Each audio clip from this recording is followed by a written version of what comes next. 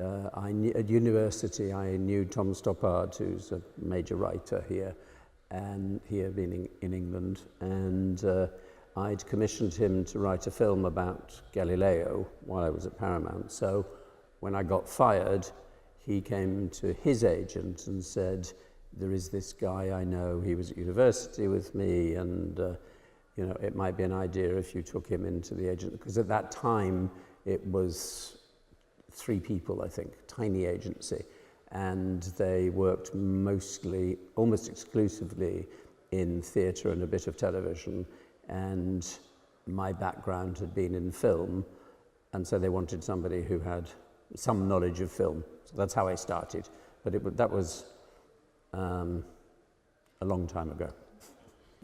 Traditionally, there were literary agents, people who just looked after books, and there were film agents looking after actors and actresses, and then we progressed into representing directors and producers, and then later people behind the camera, so everything.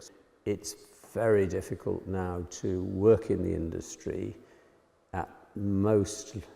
in most parts of it without an agent, because we've become a sort of a necessary evil, if you like, somewhere along the way. For instance, I mean, the BBC traditionally would not read a script unless it came from an agency, because they were getting too many scripts, so they wanted a process of selection beforehand, and the agency community did that. By the end, I had 50 clients who were directors in film and television, a couple of producers, lots of writers in television and film, and so I'm looking for work, I'm trying to help them get work and put them on that ladder.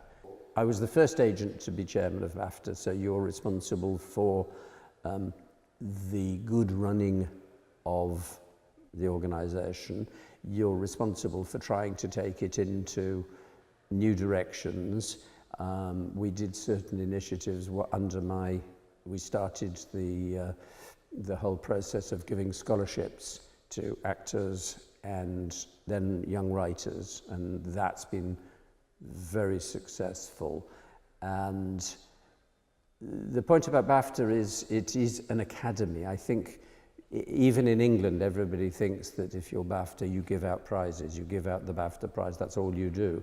What they forget is that 350 days a year, we are organising events for young filmmakers all over the country.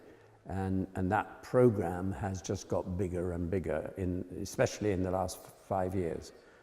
You know, to win a BAFTA as an actor changes your career, there's no doubt about it. It changes the price you can charge your time at. It gives you an extra exposure. I mean, it's not for nothing that people spent hundreds of thousands of dollars promoting both the Oscars and the BAFTAs, because to win a BAFTA to win the best film BAFTA or best actor at BAFTA is a life-changing experience. And I'm sure a lot of people will then go and look up and say, well, this bloke won a BAFTA and it didn't change his life. But in general, it's huge. It's a major achievement and recognised as that.